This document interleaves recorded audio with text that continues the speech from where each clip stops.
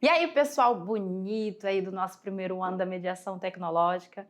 Estamos aqui na nossa terceira função orgânica, tá quase acabando. Hoje a gente vai conhecer os sais, eu falei na aula passada, né? Nós vamos aprender a identificá-los, né? O que é muito importante no dia a dia, para você conseguir ler com exatidões embalagens, rótulos de produtos. A gente tem que saber o que a gente está comendo, o que a gente está comprando, o que a gente está usando. É muito importante vocês conhecerem as fórmulas, as representações dessas substâncias. E aí a gente vai falar um pouquinho sobre a classificação, os tipos de sais, sobre as reações de neutralização, que são as reações que ocorrem entre ácidos e bases, que vão originar os nossos sais e água. Acabou? Não, vai aprender nomenclatura também e a gente vai falar sobre sais hidratados, que é muito importante a gente conhecer também. Então vamos lá para a nossa aula de número 36. Compostos inorgânicos, e sobre os sais a gente dividiu ela em duas partes, onde a gente vai falar sobre a classificação, nomenclatura e sais hidratados. Primeiro ponto, temos que entender quem são esses caras? Depois, como eles são classificados? Seguindo do como que eu vou dar o nome disso? Para depois, existem sais hidratados. E aí, quando a gente fala hidratados, você sabe que nós estamos falando de substâncias que estão na presença de água. Não em forma aquosa, solução, mas que na sua estrutura ali, na sua composição, existe a presença de moléculas de água. E aí, vamos lá. Sais são substâncias iônicas que podem ser obtidas por meio de reações químicas que ocorrem entre os ácidos e as bases, que nós chamamos de reação de neutralização. Neutralização porque aquelas características das bases e dos ácidos, elas são neutralizadas, né? Ácido forte, base forte, ácido fraco, base fraca.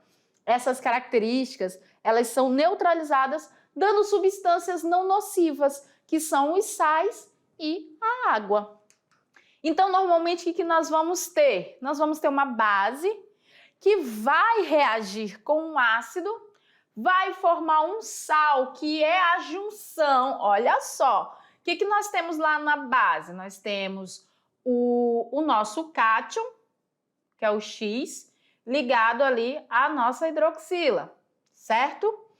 Lá nos nossos ácidos, nós temos o nosso ânion, que eu vou chamar de Y, ligado ali aos hidrogênios. Então, o que vai ser o sal? O sal vai ser o cátion da base com o ânion do ácido, vai formar o nosso sal. A água vai ficar encarregada de ser formada pela hidroxila da base com o hidrogênio ionizável do nosso ácido. E aí vai formar quem? H2O. Isso mesmo, a molécula de água. Para você ter uma noção de como que funciona, olha só esse esquema aqui. Aqui a gente tem o hidróxido de sódio que você viu, que é uma base forte, né? Que é ali originada da nossa soda cáustica, tem que ter muito cuidado, que quando ele está ali em meio aquoso tem uma grande liberação de calor. Isso tudo a gente viu na aula sobre base, certo? O que acontece aqui?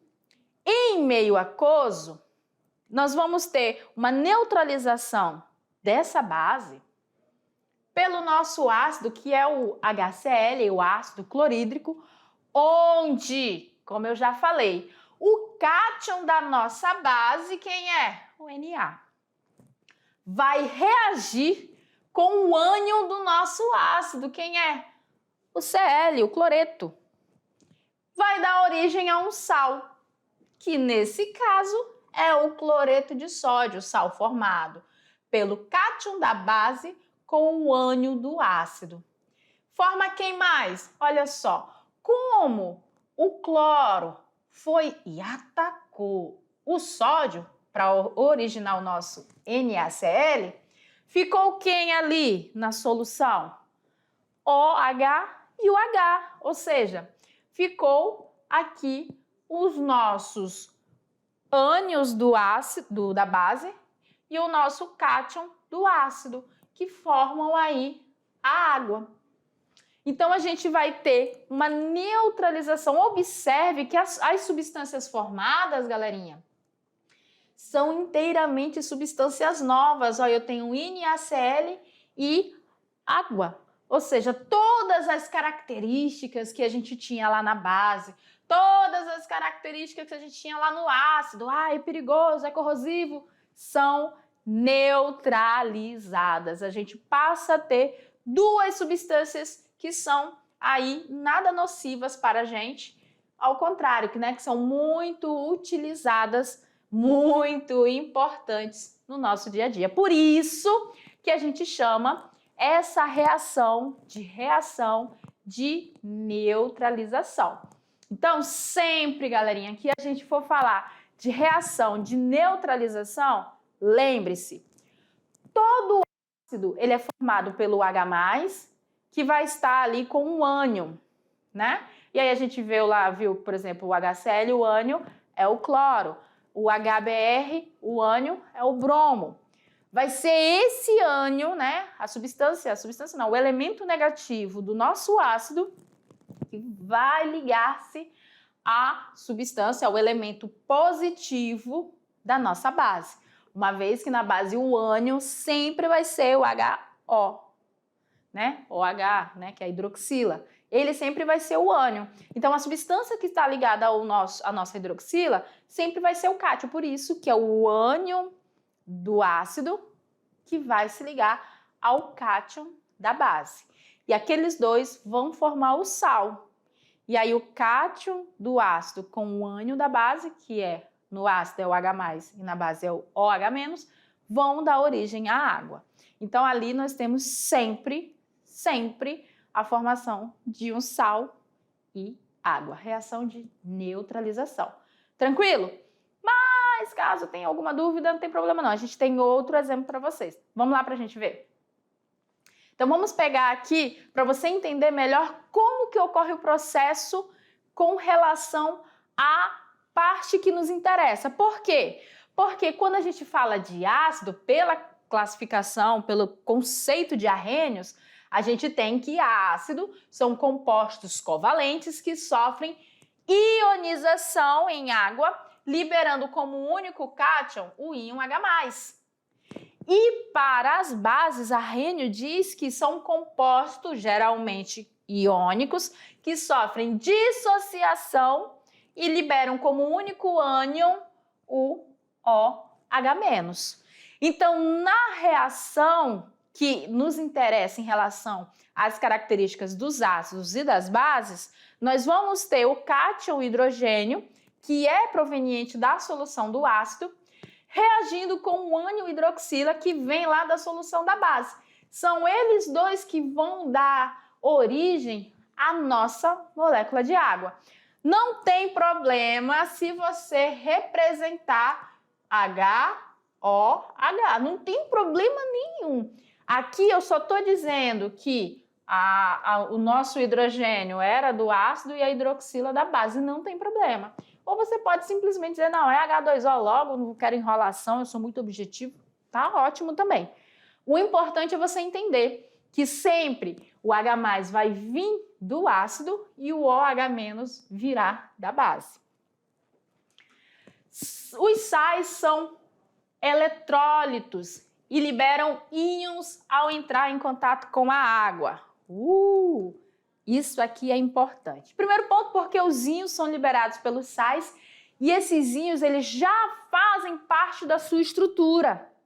Ou seja, quando a gente está falando de sais e eu já tenho íons na estrutura, eles vão sofrer ionização ou dissociação. Valendo um chocolate.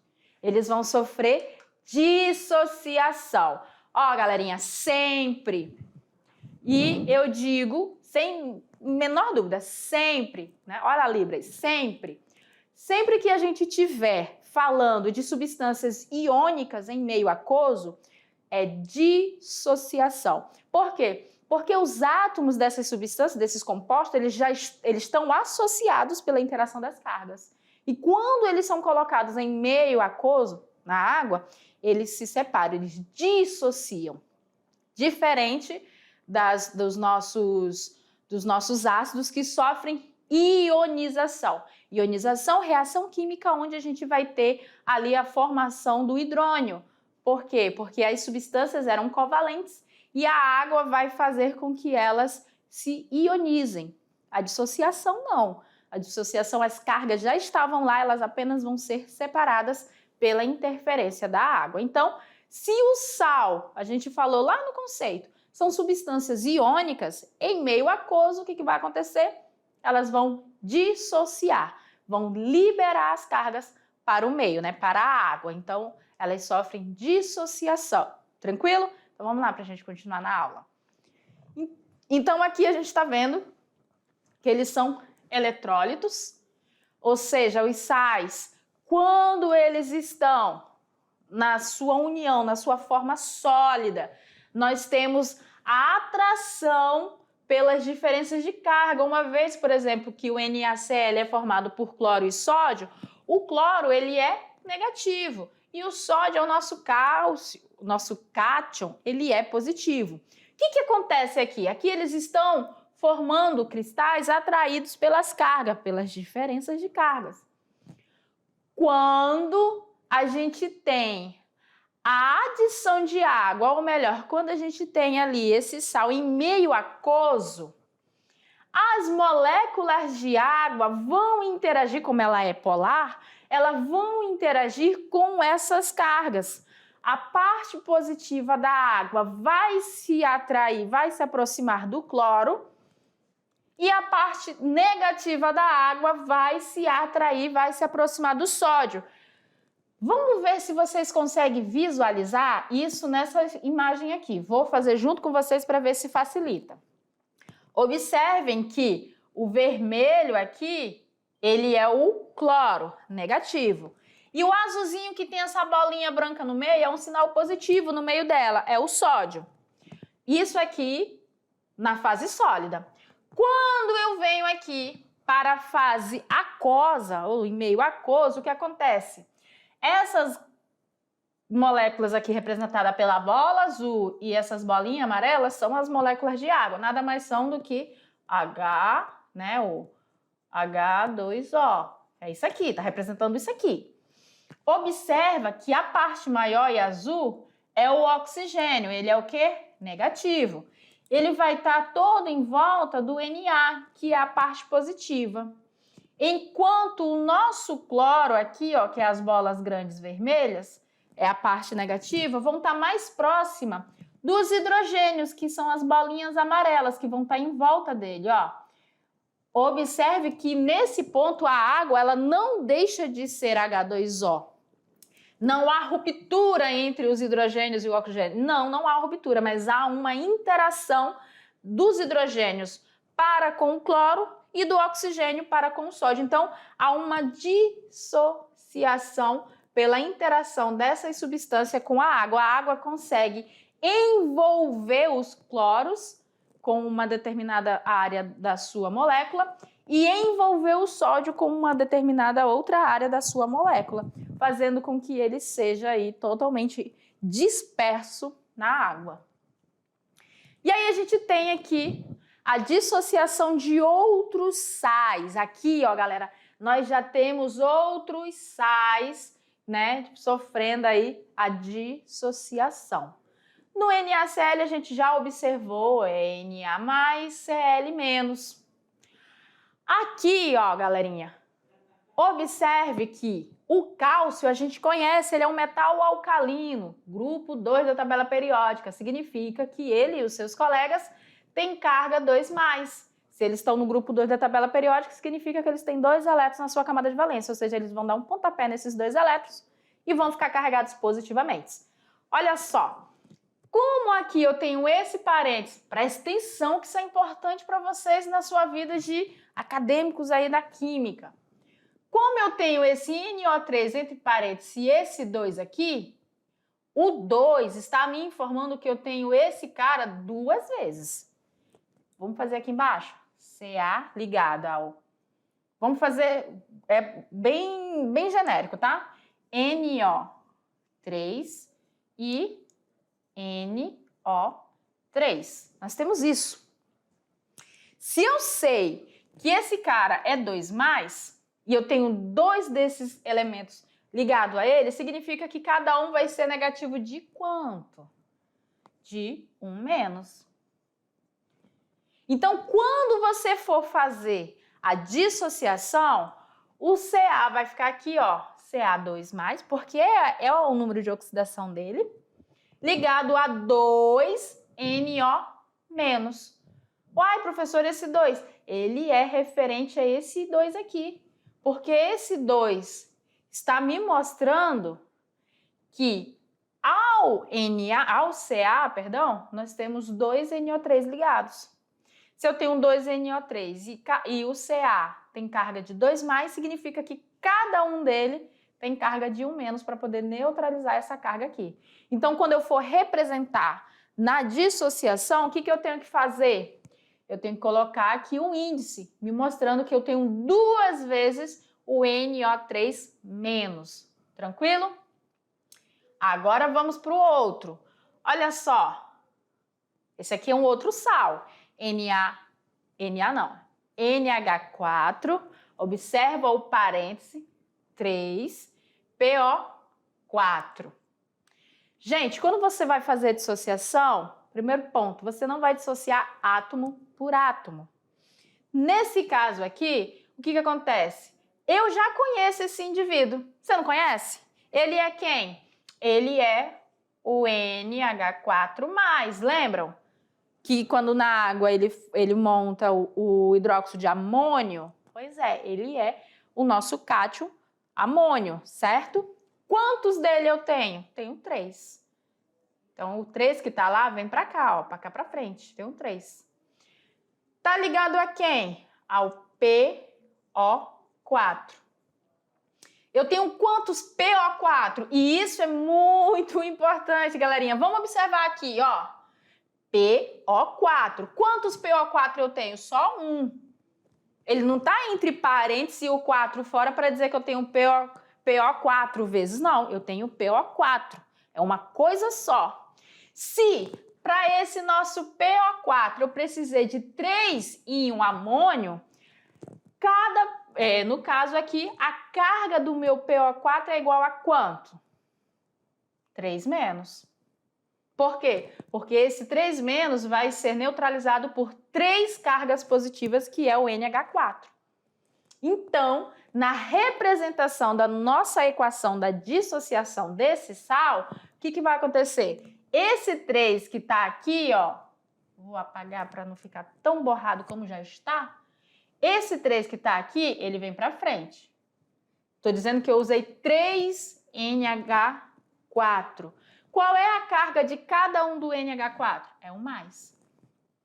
Se eu utilizei 3NH4+, e só um PO4, significa que a carga desse cara sozinho é -3. As cargas se anulam, tá, galerinha? Porque aqui, ó, nenhum deles tem carga aqui em cima, então as cargas têm que se anular. Se eu tenho 3 cargas negativas, eu tenho que ter 3 positivas. Observe que quando eu multiplico essa carga aqui 3 vezes, eu vou ter 3 cargas positivas, que vai neutralizar essas 3 cargas negativas. Tranquilo? Então vamos observar um pouco mais sobre a neutralização. O que nós temos? Primeiro ponto, neutralização total e neutralização parcial são reações distintas. Quando eu falo em neutralização total, significa que todos os átomos de hidrogênio ionizáveis provenientes dos ácidos são neutralizados por quem? Por todos os ânions provenientes das bases. Então, se eu tiver, exemplo, 3 hidrogênios ionizáveis, eles terão que ser totalmente neutralizados por 3OH da base. Não pode ficar nenhum. Essa é a neutralização total. A neutralização total ela é muito comum quando a gente tem ácidos e bases que apresentam uma carga, uma única hidroxila e um único hidrogênio ionizável, como é o caso aqui do hidróxido de potássio com o nosso ácido. O que acontece? Aqui eu tenho uma neutralização do tipo total. Tenho um hidrogênio ionizável.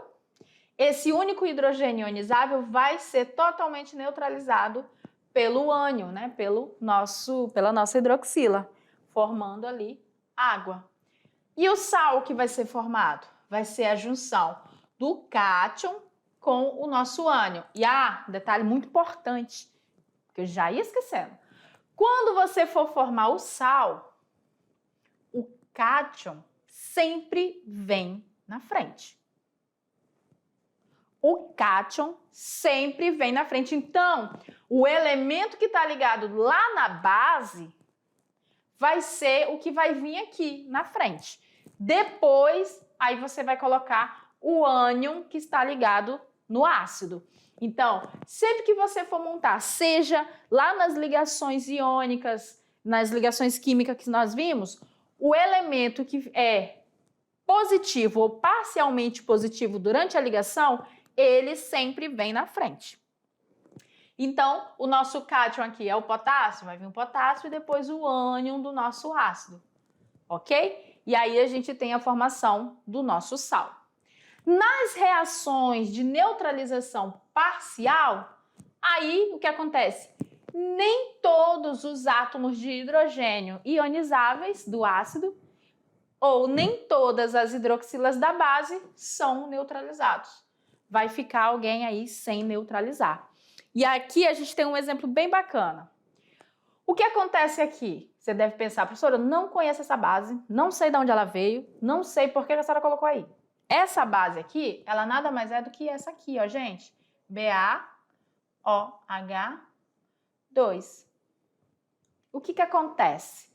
O que acontece aqui, eu tenho duas hidroxilas, porque o nosso bário aqui, ele é um da família 2, ou 2A, ou seja, ele tem 2, carga de 2+, ou seja, 2 elétrons que ele vai perder. Como as nossas hidroxilas são sempre negativas de -1, significa que eu preciso de 2 hidroxilas. Lembra que a gente viu lá nas bases? Beleza. O que acontece nessa neutralização aqui? Se eu tenho só um mol, ou seja, só uma única molécula de HCl, significa que eu tenho só um hidrogênio ionizável. Só um hidrogênio ionizável. Se eu tenho somente um hidrogênio ionizável, esse um hidrogênio vai se ligar com somente uma das hidroxilas. A outra vai permanecer ligada ao bário. Só que tem um agravante aí para ficar um pouco mais legal para vocês que estão montando essas equações. O hidrogênio que se liga aqui a essa hidroxila vai formar água. Só que o cloro, tadinho do cloro, ele não vai ficar sozinho. Ele vai entrar aqui. Ele vai se ligar aqui, no bário também. Então, o nosso produto formado vai ser o BaOHCl. O cloro, ele não vai ficar sozinho aqui, ele vai se ligar ao bário. Porque uma das ligações não saiu, que era a hidroxila, então significa que esse cara aqui ficou com uma valência disponível para ser ligado a algo. Como o cloro também está, ele vai e se liga ao bário. E aí eu vou ter a formação desse produto. E isso ocorre, galera, também quando a gente tem ali outros ácidos envolvidos. E pode acontecer nos ácidos quando a minha base não tem a quantidade de hidroxila necessária. O que tem que ser observado é a quantidade de ácido que a tua equação vai lhe dar. Se por um acaso tivesse aqui um 2, já mudaria de figura. Por quê? Porque eu teria 2 hidrogênios ionizáveis, e não é o caso. Então, observe bem as representações, a linguagem que a química está usando para te informar. Olha só aqui, ó, o hidróxido de zinco. O que está acontecendo? Significa que ao zinco nós temos a ligação ali com OH e OH. Só que vai se ligar aqui com o ácido cianídrico. Eu só tenho um hidrogênio ionizável, que é esse aqui. Então, esse hidrogênio vai se ligar a uma dessas hidroxilas, formando a água. Formou a água, beleza. E agora? E agora que o CN aqui não vai ficar sozinho. Ele vai ligar-se ao zinco lá onde a nossa hidroxila saiu e vai formar o nosso composto aqui, mais água. Então, aqui a gente tem uma neutralização parcial também. Olha só, aqui a gente tem o nosso ácido. Esse ácido apresenta 3 hidrogênios ionizáveis, só que ele vai ser neutralizado por uma base que apresenta apenas 2 hidroxilas, ou seja, a dissociação aí vai gerar 2OH-. Enquanto aqui eu vou ter 3H+. Significa dizer que quando eu tiver essa neutralização, eu não tenho como neutralizar todos os hidrogênios porque eu não tenho hidroxila necessária. Eu vou formar quantas moléculas de água? 2. Porque 2 hidrogênios desses vão vir com as 2 hidroxilas. Então, eu vou ter OH mais H e OH mais H. Quando a gente for ver, eu vou estar formando 2 moléculas de água. Tá aqui. E agora? Formou as 2 moléculas de água. Como que eu vou saber qual é o outro produto, qual é o outro sal que vai ser formado? Vamos lá. Os nossos hidrogênios saíram todos? Não, ficou um. Ficou um, certo? Aí vai a regrinha, o positivo primeiro e depois o negativo. Esse cara todo aqui é o negativo, porque não é ele que está ligado ao ácido? Então, se o H é o mais, significa que esse cara todo aqui é o menos. Então, ele vai ser o último a ser representado aqui. Vamos aqui olhar a base. Saiu todas as hidroxilas da base. A hidroxila não é a parte negativa? Então, significa que o meu magnésio é a parte positiva, em 2+. Então, o magnésio vai se ligar a esse complexo aqui. Como que eu vou representar? Ele vem primeiro. Mg, H e depois o PO4. Esses caras aqui todos são positivos e o PO4 é a parte negativa. Então, essa é a estrutura que você vai observar. Tenho 2 hidroxilas e 3 hidrogênios. De cara, vou formar 2 moléculas de água. Poxa, eu não posso formar 3? Não, porque eu não tenho hidroxila suficiente, mas vai sobrar um hidrogênio. Tá aqui, ó. Então, se aqui eu desprendi todas as minhas hidroxilas, significa que o meu magnésio ficou carregado positivamente de 2. E é ele que vai vir se ligar ao PO4. Então, vai ficar MgHPO4. Ele é o último porque ele é a parte negativa da minha estrutura. Você sabia? O odor que eliminamos quando transpiramos é devido à liberação de ácidos orgânicos? Aquele cheirinho de suor? É.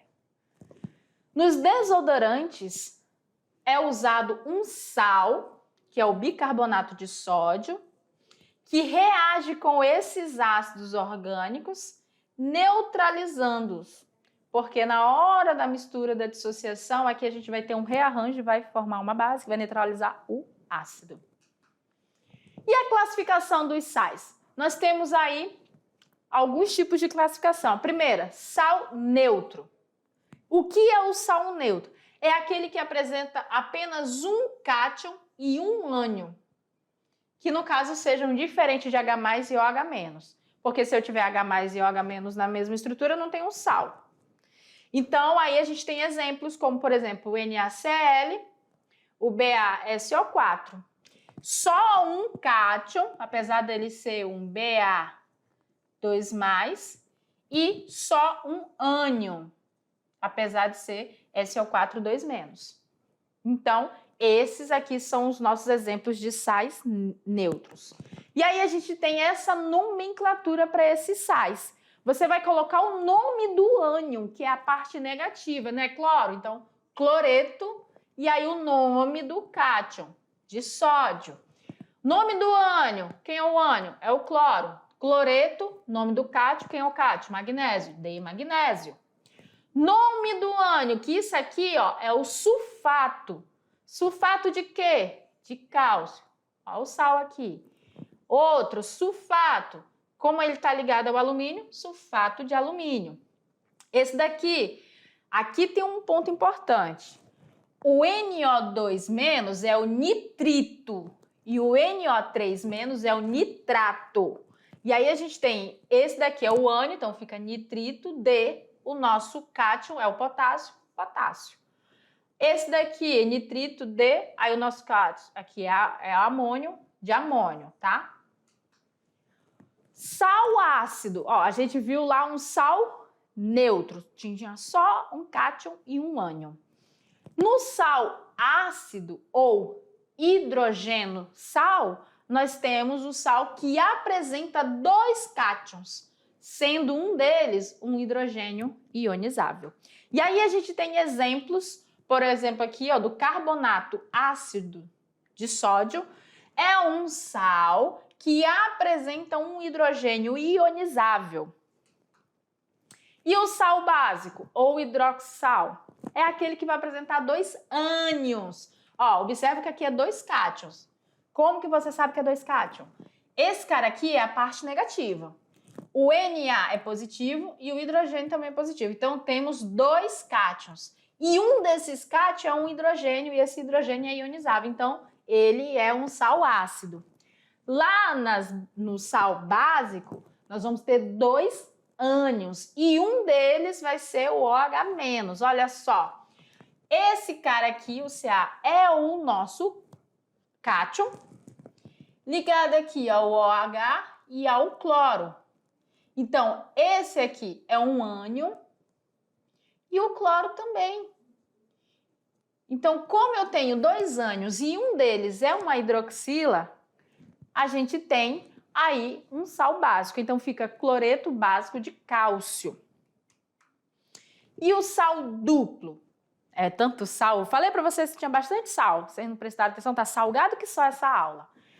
O sal duplo é aquele que apresenta dois cátions diferentes, exceto hidrogênio ionizável, ou dois ânions diferentes, exceto a hidroxila. Então, eu vou ter dois cátions e um desses cátions não pode ser o H+, ou eu vou apresentar dois ânions e um desses ânions não pode ser o OH-. Olha só os exemplos.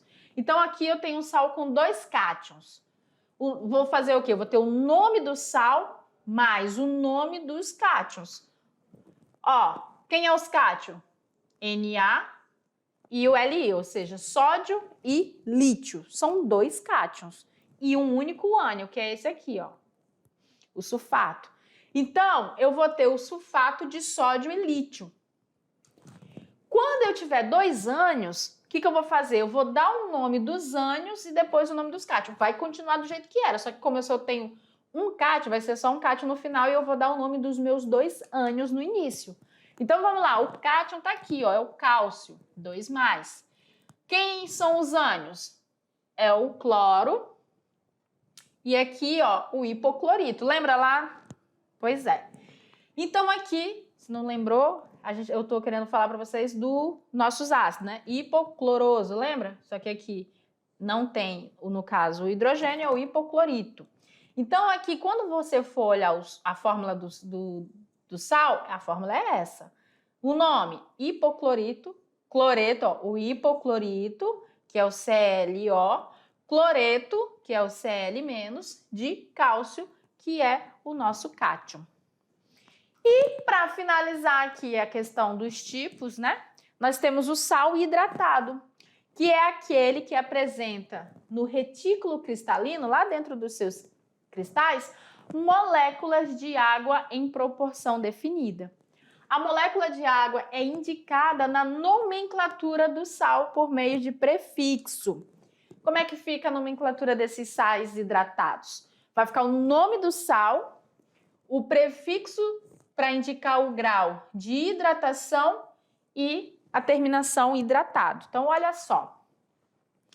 Nós temos aqui, ó, o sulfato, isso aqui sempre, gente, o SO4 sempre vai receber o nome de sulfato. Então, sulfato de cálcio, quantas moléculas de água tem? 2. Então, eu uso o prefixo di. Di representa 2. E a terminação hidratado. Então, eu já sei que lá no retículo cristalino do meu sal eu tenho 2 moléculas de água. Vamos a esse aqui, ó, o cloreto de cálcio. Ó o 2 aqui. Então, cloreto de cálcio di hidratado. Aqui, vamos ao cloreto de alumínio. Quantas moléculas de água tem? 6. Cloreto de alumínio hexahidratado. Vamos aqui ao sulfato de sódio. Ó, o sódio aqui, eu tenho 2 sódios, tenho 10 moléculas de água. Sulfato de sódio decahidratado.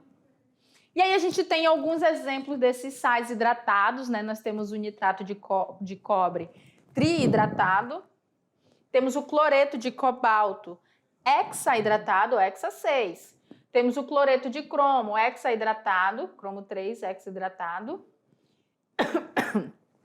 Nitrato de níquel hexahidratado. Cloreto de ferro 3 hexahidratado. Você sabia? O sal sulfato de cálcio anidro, que não contém ou quase não tem água, o anidro, ele dá essa literatura de que quase não contém água, ele é utilizado na fabricação do giz de lousa, aquele giz branco. Já o sulfato de cálcio diidratado, olha a diferença, o anidro quase não tem água. E esse aqui tem 2 moléculas de água, ele é utilizado na fabricação do gesso. Então, ali, todos os dois têm sulfato de cálcio. A diferença é que no giz de lousa, ele quase não tem água e no gesso nós temos aí 2 moléculas de água na sua estrutura. E aí nós vamos para o nosso aprender fazendo. Exemplo número 1. Uma importante substância usada como fertilizante, representada pela fórmula, olha só, NH4,2SH4. Lembra que eu falei? Isso aqui sempre vai ser o quê? Sulfeto. E aí ele quer que você dê um nome correto. Se eu já sei que isso aqui é o sulfeto e eu sempre começo pelo nome do ânion, e o ânion é esse cara, então eu vou procurar a alternativa que comece com a palavra sulfeto. Todas as outras que não iniciam com sulfeto, ó, já descarta, nem perde tempo. Ficamos entre a letra C e a letra D. E aí eu vou observar quem está aqui. Quem é esse cara mesmo, gente? Quem é esse cara? É um cátion, né? Amônio. Lembram? Então, o que é? Sulfeto, e aí eu vou dar o nome do cátion, não é isso? Nome do ânion e depois o nome do cátion. O ânion eu sei que é sulfato. O nome do cátion eu acabei de falar que é amônio. Então, sulfato de amônio. Ah, professora, não pode ser sulfato de amônio e hidrogênio? Não, o amônio já é o NH4+. Então, a letra C é a nossa alternativa correta. Tranquilo? Vamos lá para um segundo aprender fazendo, ó. Para o tratamento da acidez estomacal, recomenda-se a ingestão de antiácidos, que contém hidróxido de alumínio em sua formação. A função dessa substância é neutralizar o excesso de ácido produzido pelo estômago. Os produtos, aí ele está falando aqui que é o hidróxido de alumínio para neutralizar o ácido do estômago. Quem é o ácido do estômago? O HCl. Quem é a base lá que ele está mandando você ingerir? Hidróxido de alumínio. AlO3. Por quê? Porque o alumínio é mais 3. Então, ele está pedindo aqui, ó, os produtos da reação de neutralização total entre o hidróxido de alumínio e o ácido do estômago são água e um sal. Beleza. Cuja fórmula está contida na seguinte alternativa. Ele quer a fórmula do sal que vai ser formado pela neutralização. Neutralização total. Ai, professora, mas o HCl tem apenas um hidrogênio, então não dá para fazer neutralização total. Atenta-te ao coeficiente que a gente pode estar utilizando na hora de fazer para que tenha a neutralização total. Se eu sei que o HCl é só isso aqui, ele vai estar reagindo com o hidróxido de alumínio, que é esse cara aqui. O que eu tenho para equilibrar? Porque aí eu vou ter a neutralização total dos meus hidrogênios com a minha hidroxila. qual vai ser o produto formado? 3 moléculas de água. Beleza? Sobrou quem? O alumínio e o cloro. Quantos cloros? 3 cloros. Então, o alumínio ele não é 3 mais? Então, ele vai ser neutralizado por 3 átomos de cloro. Então, a alternativa correta é a nossa letra B. Se você for observar, é exatamente isso, ó. Balanceamento é fundamental nessas horas. Eita, galerinha, que agora a gente vai para nossa revisão e depois vocês vão lá praticar na atividade de sala, viu? Então, fique ligado.